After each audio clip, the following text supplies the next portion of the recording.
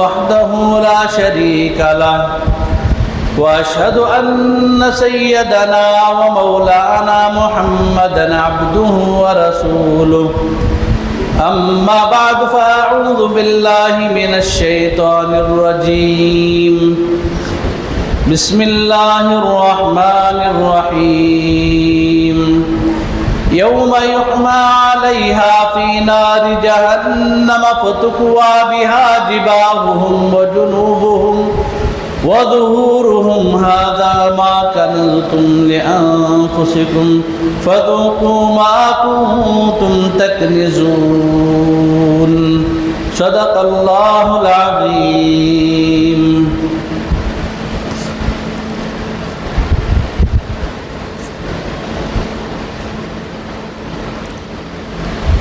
محترم بھائیو، بزرگوں، عزیز دوستو،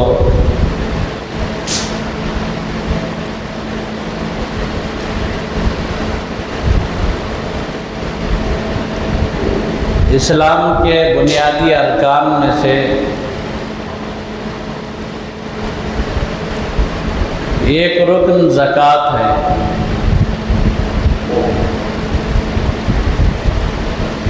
قرآن کریم میں متعدد مقامات پر، مختلف جگہوں پر اللہ تبارک و تعالیٰ نے نماز کے ساتھ زکوٰۃ کا ذکر فرمایا۔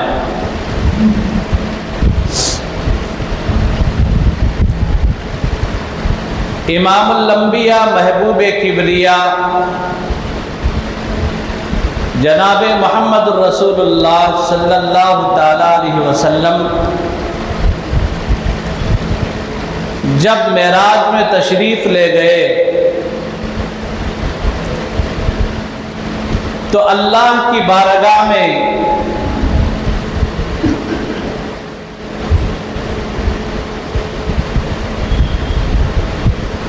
بات ہوئی کہ محبوب سے ملنے آئے ہو، تحفہ کیا لائے ہو؟ تو اللہ کے محبوب نے فرمایا التحیات للہ والصلوات والطیبات، تمام مالی عبادتیں، تمام بدنی عبادتیں للہ، اللہ تیرے لیے۔ بدنی عبادتوں میں نماز ہے، روزہ ہے، اس طرح کے جو ارکان ہیں، اس طرح کی جو عبادتیں ہیں، ان کا تعلق انسان کے بدن اور جسم سے ہے۔ اور مالی عبادات کا جو تعلق ہے، یہ تعلق زکوٰۃ ہے، صدقہ ہے، غربا کی امداد ہے، یہ ساری کی ساری چیزیں مالی عبادتوں سے متعلق ہیں۔ اللہ تبارک و تعالیٰ نے اپنے محبوب سے سوال کیا کہ کیا لے کر آئے ہو؟ تو محبوب خدا نے یہ دو چیزیں بیان فرمائی، التحیات للہ والصلوات والطیبات۔ پھر ادھر سے بات آئی السلام علیک ایھا النبی ورحمۃ اللہ وبرکاتہ۔ تو زکوٰۃ مالی عبادات میں سے ہے۔ زکوٰۃ واجب ہونے کی شرائط، کس پر زکوٰۃ فرض ہے، کب زکوٰۃ فرض ہے، میں نے جمعہ میں اسے قدر تفصیل سے بتایا۔ مومنین کی صفات بیان کی گئی، قد افلح المؤمنون الذین هم فی صلاتهم خاشعون والذین هم عن اللغو معرضون والذین هم للزکاة فاعلون۔ تو مومنین کے جو صفات بیان کیے گئے ہیں، وہاں پر ایک صفت یہ بھی ہے کہ ایک مومن اپنے مال کی زکوٰۃ نکالتا ہے، اپنے مال کی طہارت کرتا ہے، اپنے مال کا تزکیہ کرتا ہے۔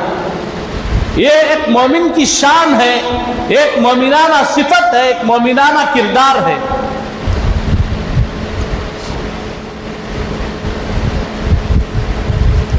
زکوٰۃ ادا کرنے کے جو فضائل ہیں، یہ بہت بڑے ہیں۔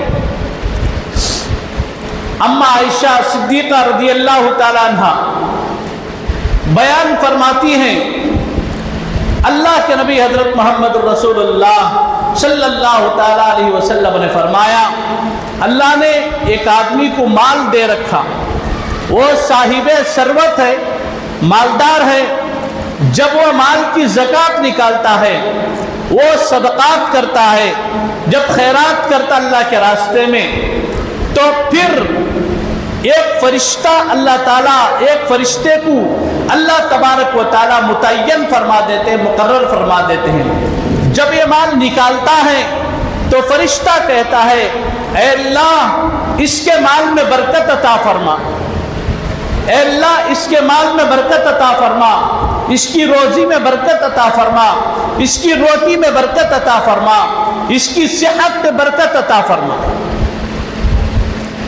فرشتہ دعا کر رہا ہے، اور یہ فرشتہ خاص رمضان کے لیے متعین نہیں ہے، رمضان اور غیر رمضان دونوں حالتوں میں ایک مومن بندہ اپنا مال جب کسی پر خرچ کرتا ہے تو فرشتہ اس کے لیے دعا کرتا ہے۔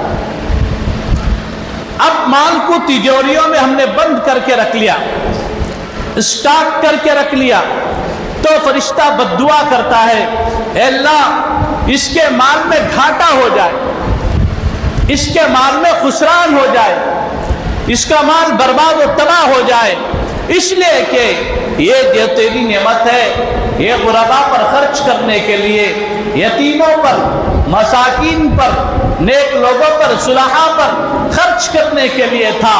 اس شخص نے اس مال کو اپنی تجوری میں بند کر کے رکھا ہے، یا اللہ اس کے مال کو ایسے ہی بند کر دے۔ میں آپ کو اس سے ایک مثال دے کر بتاتا ہوں، مثال نہیں حقیقت ہی ہے، میں پہلے بھی بتایا ہوں۔ یہ کنواں کوتی معلوم بوڑی، یہ بوڑی کی خاصیت پانی نکالتے رہو نکلتا رہے گا، پانی نکالنا بند کر ڈالو پانی آنا اسٹاپ ہو جائے گا۔ اس میں اللہ کی کیا قدرت ہے بس وہ ہم نہ سمجھ میں نہیں آتی، اللہ کی قدرت اللہ ہی بہتر جانے، اس کی قدرت کے کرشمے وہی بہتر جانتا ہے۔ پانی نکالنا بند کر دو تو پانی آنا بند ہو جاتا ہے، اس کے جھرے اسٹاپ ہو جاتے ہیں، لیکن پانی نکلتا رہے گا۔ پوری دنیا کے اندر اس کی بہت بڑی مثال زمزم کا کنواں ہے۔ کروڑوں کے لوگ، ایک نہیں دو نہیں، کروڑوں کے لوگ سیراب ہو رہے ہیں۔ پہلے روزے کو حرم مبارک میں 1.5 کروڑ لوگ تھے، حرم مکہ میں، یہ رمضان کی بات، پہلے رمضان کو، پہلے روزے کو 1.5 کروڑ کا مجمع تھا۔ ان کی افطاری کا نظام بھی بڑا زبردست رہتا ہے، ہر آدمی کو آدھا لیٹر بھی اگر پانی دیا جائے، گرمی کی شدت، روزے، اس میں سے زمزم آدمی خوب سیراب ہو کر پیتا ہے۔ ایک مومن کی علامت ہے کہ مومن زمزم کو سیراب ہو کر پیتا ہے، اور روزے کی حالت میں وہ گرمی کی شدت، اور زمزم تو نایاب ملتا اسنان، تو اسے کیا کرتے لوگ پیتے، ایک آدمی 1 لیٹر بھی پی جاتا، 1.5 لیٹر بھی پی جاتا۔ اب اندازہ لگاؤ 1 کروڑ کا 1.5 کروڑ کا مجمع، ہر آدمی آدھا لیٹر بھی اگر پانی پی لے تو کہاں سے سپلے ہوتا ہے؟ کیا عقل اسے تسلیم کرتی ہے؟ یہ کنواں، ایک بوڑی، پوری دنیا کے اندر کیا اس کی مثال ملتی ہے؟ اتنا بڑا مجمع سیراب ہو رہا ہے، اور وہ مکے کے اندر وہ مجمع، ان کو پانی مل رہا ہے، اور وہاں سے جدہ کے ایئرپورٹ پر پانی بھیجا جاتا ہے، پھر وہاں سے مسجد نبوی کو پانی بھیجا جاتا ہے۔ بعض ویڈیوز میں دیکھنے کا موقع ہوا، آنکھیں پھٹی کی پھٹی رہ جاتی ہیں۔ اللہ کی قدرت کو ماننے کے سوا دوسرا راستہ ہی نہیں۔ زمزم کے کنویں کے اندر جھرے، جس طرح سمندر لوٹے مارا تو جھرے آتی نا، اس طرح کے جھرے آ رہے چاروں طرف سے۔ اللہ کی قدرت ہے، اللہ کی شان ہے۔ وہ ریگستانی علاقے کے اندر یہ کنواں اس طرح، یہ خاصتاً کرم ہے اللہ کا، یہ اللہ کی رحمت پر موقوف ہے۔ تو بالکل اسی طرح مال نکالتے رہو اللہ کے راستے میں، وہ جیسا جیسا نکلتا رہے گا اللہ ویسا دیتے جائیں گے۔ بعض مرتبہ ایسا ہوتا بھی ہے، کچھ صاحب خیر حضرات ہوتے ہیں، بڑے نیک بھی ہوتے ہیں، اپنے مال کو نکالتے بھی ہیں، بعض مرتبہ تجارتوں میں نقصان ہو جاتا ہے، خسارہ ہو جاتا ہے۔ یہ تھوڑی دیر کے لیے وقتی طور پر اللہ کی طرف سے آزمائش ہوتی ہے۔ ان حالات میں بندہ بالکل اللہ کی طرف متوجہ رہ کر رہ جائے، پھر اس کے بعد اللہ کی طرف سے جو دروازے کھلتے ہیں دولت سنبھالنا مشکل ہو جاتا ہے۔ اتنی زیادہ اللہ تبارک و تعالیٰ عطا فرماتے ہیں۔ تو فرشتہ ایک مرحلے میں دعا کرتا ہے اور ایک مرحلے میں بد دعا بھی کر دیتا ہے۔ قرآن کریم میں اللہ فرماتے ہیں، اچھا ایک حدیث ہے، یہ حدیث اور قرآن کی آیت دونوں کی بالکل ایک ہی شرح ہے۔ قرآن فرماتا ہے یوم یحمى علیہا فی نار جہنم فتقوی بہا جباہہم وجنوبہم وظہورہم ھذا ما کنزتم لانفسکم فذوقوا ما کنتم تکنزون۔ اللہ تعالیٰ کسی کو مال دیا ہے، اس نے مال کو روک کر رکھا ہے، کل روز محشر بعض مرتبہ ہوتا ہی ہے، سوال کرنے والا آ کر سوال کرتا بھائی اللہ کے نام پر کچھ دے دے۔ ایک طبقہ مستقل مانگنے والوں کا رہتا ہے، میں بارہا اس کی وضاحت کر چکا ہوں، ماشاءاللہ ان کا بینک بیلنس بھی اچھا ہوتا ہے، سب کچھ رہتا ہے، ان کو عادت ہو جاتے مانگنے کی۔ تو یہاں یہ طبقہ مراد نہیں، واقعی مستحق آدمی اگر کوئی سوال کر رہا ہے تب مانگنے والا کبھی اس طرح انداز سے سامنے سے آتا ہے، بھائی کچھ قرض کے طور پر دے دے۔ آدمی کیا کرتا ہے، پہلا کام منہ پھیرتا ہے اس طرح، نہیں بھی میرے پاس اس وقت نہیں ہے، سب کچھ ہے لیکن منہ پھیر رہا ہے۔ قیامت کے دن وہ آدمی اللہ کی بارگاہ میں آتا ہے، اس کی پیشانی پر داغ ہوگا، اس کے چہرے پر داغ ہوں گے، ایسے گویا کہ جگہ جگہ سے اس کے چہرے کو جلا دیا گیا ہے، اس کا چہرہ جھلس گیا ہے۔ وہ اللہ کی بارگاہ میں آئے گا، لوگ پوچھیں گے یہ کون شخص ہے جس کے چہرے پر سیاہ داغ دھبے ہیں، ایسا لگتا ہے اس کا چہرہ جھلس گیا، اس کے چہرے کو جلا دیا گیا ہے۔ تو اللہ فرماتے ہیں یہ وہ شخص ہے جب سائل اس کے سامنے آتا تو پھر یہ چہرے کو پھیر لیتا تھا، اس کے اندر استطاعت بھی تھی، قوت بھی تھی، طاقت بھی تھی دینے کی، لیکن سوال سے بیزار آ جاتا تھا، چہرہ پھیر لیتا تھا۔ پھر اس کا نتیجہ ہے کہ ہم نے اس کے چہرے کو جھلسا دیا۔ پھر اس کے بعد کچھ لوگ آئیں گے جن کا چہرہ تو جھلسا ہوا نہیں رہے گا لیکن ان کے بازو جھلسے ہوئیں گے، جلا دیے، جس طرح جل جاتا نا، جل جانے کے بعد جس طرح کے حالات ہوتے، یہ بازو پورا جلا ہوا ہوگا۔ اس کا بھی وہی حال ہے کہ اللہ کی بارگاہ میں آتا ہے، لوگ پوچھتے کیا ہے، کہتا سائل جب سوال کرتا تو یہ اپنے بازو کو پھیر لیتے تھا اس طرح، پھر داہنے بازو پر بھی یہی حال ہوگا۔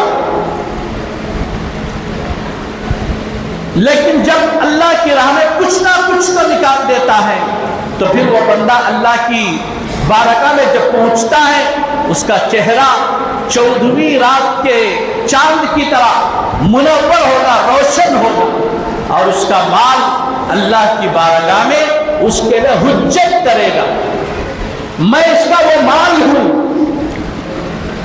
میں اس کا وہ مال ہوں جو کبھی مدارس پر، کبھی مساجد پر، کبھی صلحاء پر، کبھی بیواؤں کے گھر میں، کبھی یتیموں کے گھر میں گیا تھا، یا اللہ آج تو اس کی حفاظت فرما۔ وہ مال کھڑے ہو کر حجت کرتا اللہ کی بارگاہ، اللہ سے کہتا ہے دیا ہوا تو تیرا ہی تھا، اس نے نفس کو قربان کر دیا، اس نے عطا کر دیا، اپنی جھولی کھول دی، اللہ آج تو اس پر اپنے کرم کی جھولی کھول دے۔ اللہ کے نبی حضرت رسول کریم صلی اللہ تعالیٰ علیہ وسلم ایک موقع پر گھر میں تشریف لے جاتی، حضور گھر میں جا کر دیکھتی حضرت عائشہ کے ہاتھ میں انگوٹھیاں ہیں چاندی کی۔ اللہ کے نبی صلی اللہ تعالیٰ علیہ وسلم حضرت عائشہ صدیقہ رضی اللہ تعالیٰ عنہ کو دیکھ کر مسکراتے ہیں۔ حضرت عائشہ نے فرمایا، یا رسول اللہ، آج آپ مجھے اس طرح دیکھ کر اتنے بہترین اور مبارک انداز سے مسکرا رہے ہیں، کیا میں آپ کی اس مسکراہٹ اور لبوں پر خوشی کی وجہ پوچھ سکتی ہوں؟ حضور نے فرمایا، عائشہ، جب میں اندر داخل ہوا تو میں نے تمہارے ہاتھوں پر نظر دوڑائی، تمہارے ہاتھوں میں چاندی کی انگوٹھیاں کیا ہی خوب لگ رہی ہیں، کیا ہی بہتر لگ رہی ہیں۔ اللہ کے نبی صلی اللہ تعالیٰ علیہ وسلم حضرت عائشہ سے بہت زیادہ پیار کرتے تھے، بہت محبت کرتے تھے۔ حضرت عائشہ کے لیے حضور نے فرمایا، یا حمیرہ۔ اب ہماری لینگویج میں سمجھنا تو میری محبوبہ، میری جان کر کو بولتے نہیں، آج کل نیو ورژن میں سمجھنا تو جان کر کو بولتے نا، ایسا حضور نے فرمایا، یا حمیرہ،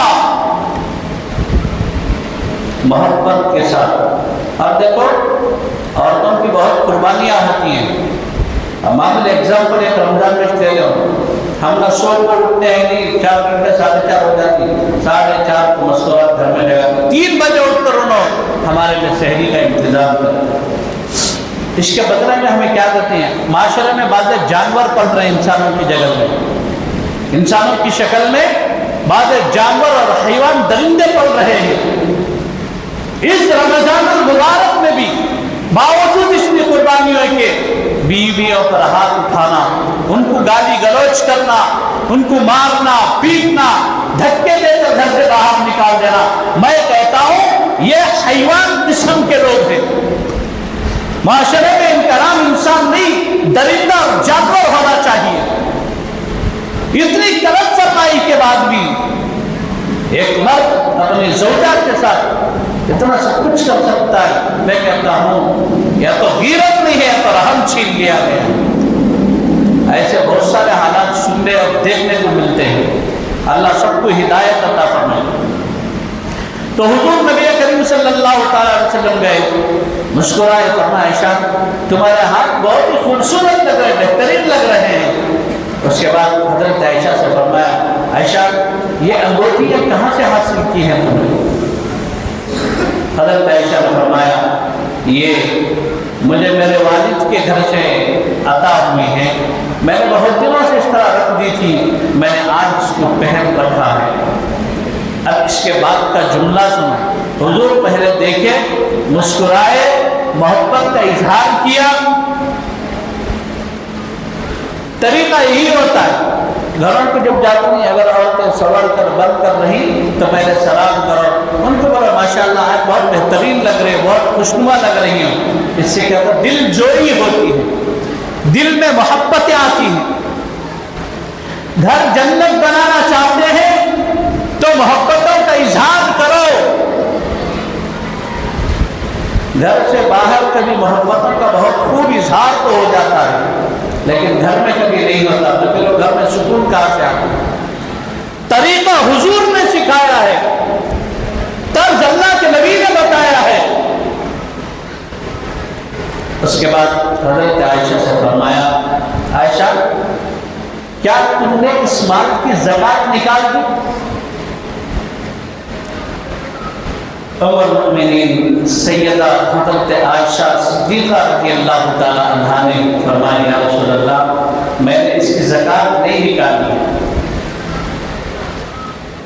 حضور علیہ السلام نے فرمایا، تم چاہتی ہو کہ قیامت کے دن تمہاری یہ انگلیاں جہنم کی آگ سے محفوظ رہ جائے تو پھر تم اس چاندی کے زیور کی زکات نکالو۔ کسے فرما رہے؟ حضرت عائشہ سے، زوج رسول ہیں، حضور حکم فرما رہے ہیں، عائشہ اگر تم چاہتی ہو قیامت کے دن تمہاری یہ انگلیاں جہنم کی آگ سے محفوظ رہ جائیں تو پھر تم زکات نکالنے کا اہتمام کرو۔ اب دیکھو ہمارے یہاں گھروں میں مستورات کے پاس سونے کے بہت سارے زیور ہوتے ہیں، لیکن ہم لوگ زکات نہیں نکالتے۔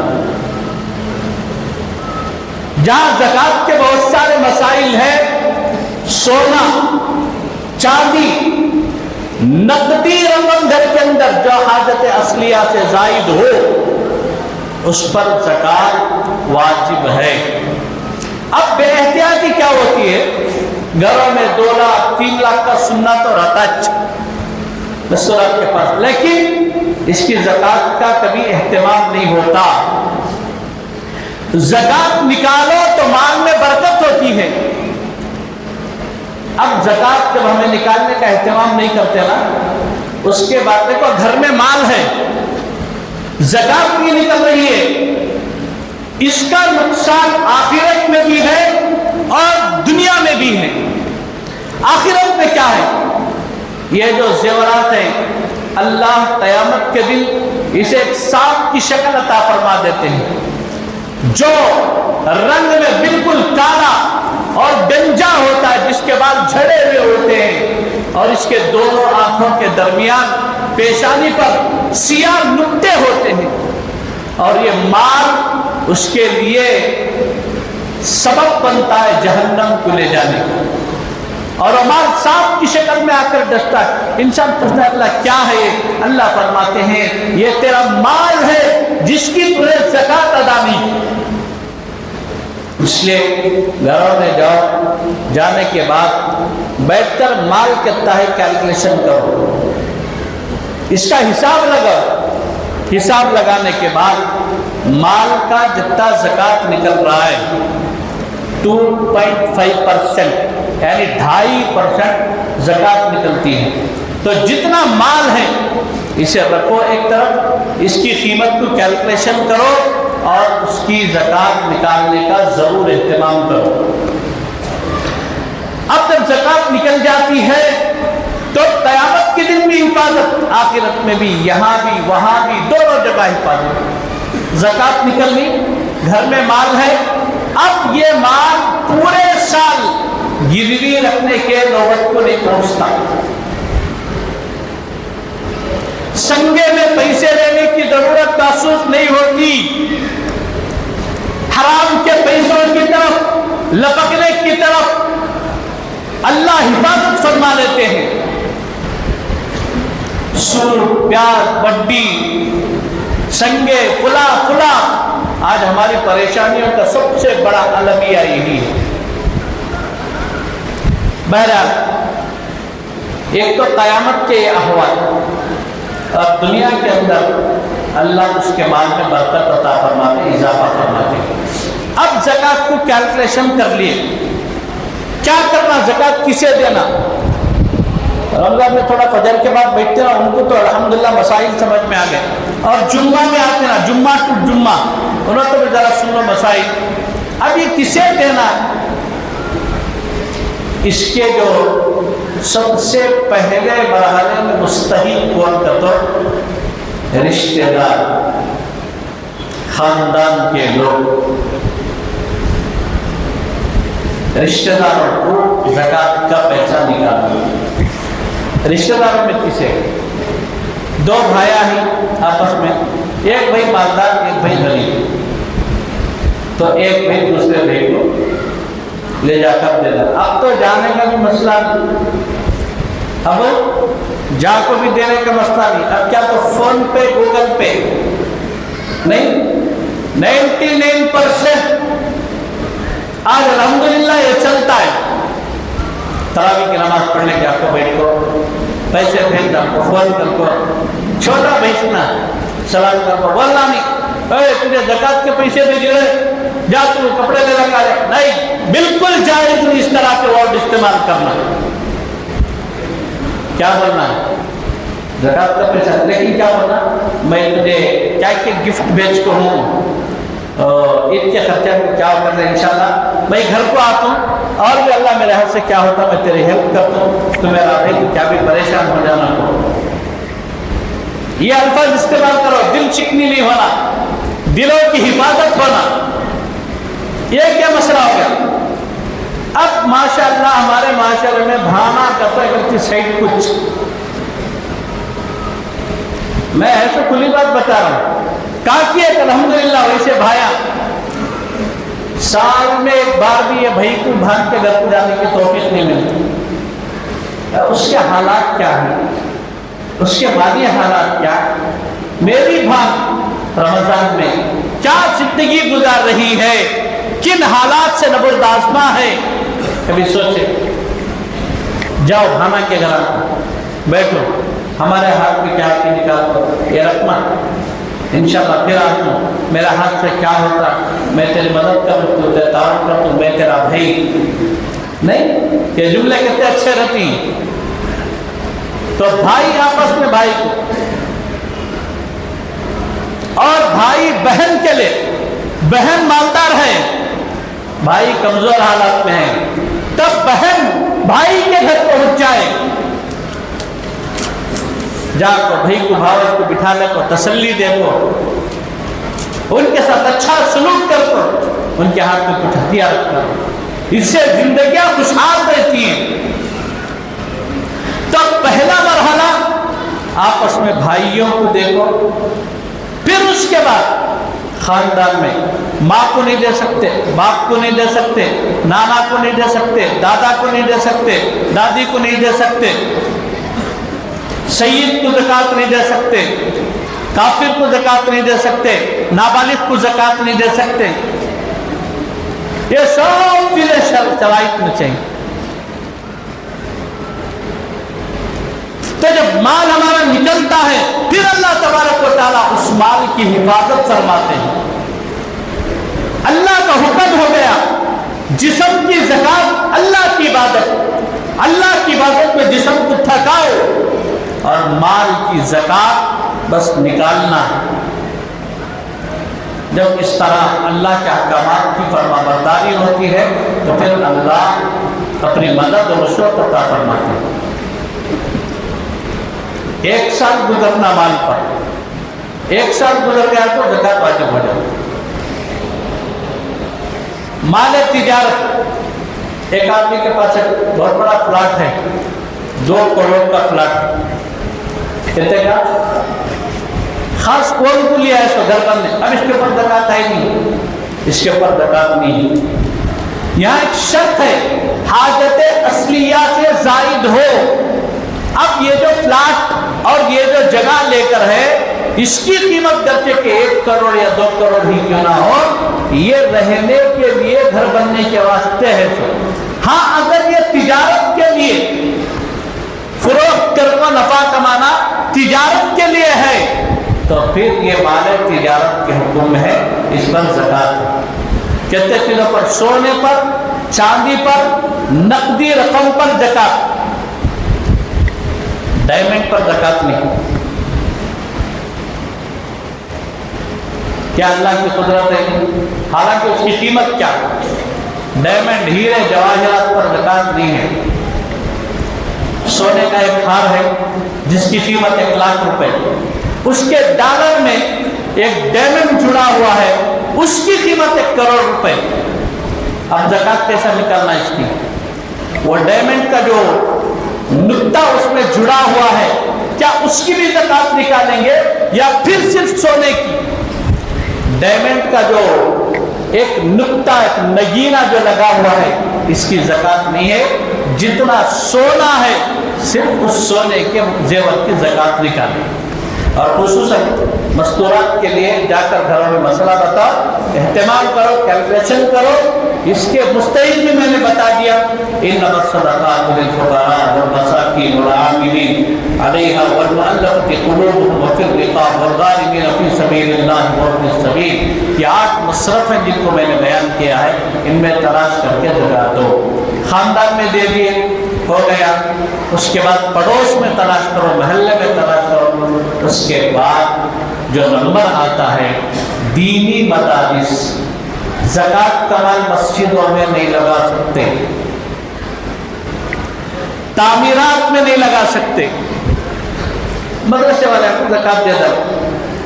مدرسے والے بلڈنگ بننے لگاتے تو اللہ کے یہاں مجرم ٹھہرے, خائن ٹھہرے. زکات لیتے نا مدارس والے, اس کے الگ ہی مسائل ہیں. وہ پورے پیسے کو اٹھا کر الگ اکٹھا کر رکھنا پڑتا ہے, وہ رقم الگ رکھ کر پھر اس کے اوپر زکات کے پیسے پر جو مسئلہ نافذ ہوتا ہے شریعت کی روح سے اس کا استعمال ویسے ہی ہونا چاہیے, اور اسے الحمدللہ ویسے ہی استعمال کرتے ہیں. ہم مدارس اسلامی ہیں دینی مدارس میں, تو پہلے مرحلے میں جو میں بتایا مستحق, اس کے بعد آخری درجے میں مدارس ہے, ان کا استحباب, اس کی حفاظت, اس کا تعاون ہو.